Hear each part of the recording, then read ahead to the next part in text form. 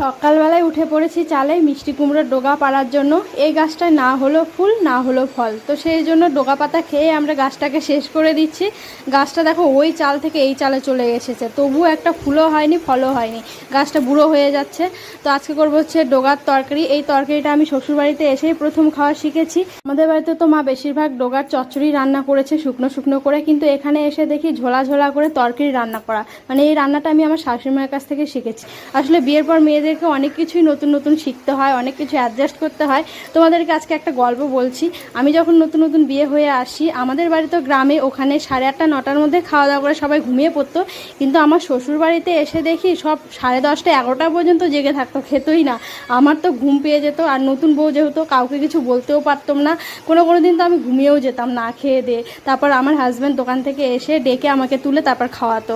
আমার শ্বশুরবাড়ি ঘটি আর আমরা বাঙাল, তো সেই জন্য বিয়ের পরে এসে আমাকে নতুন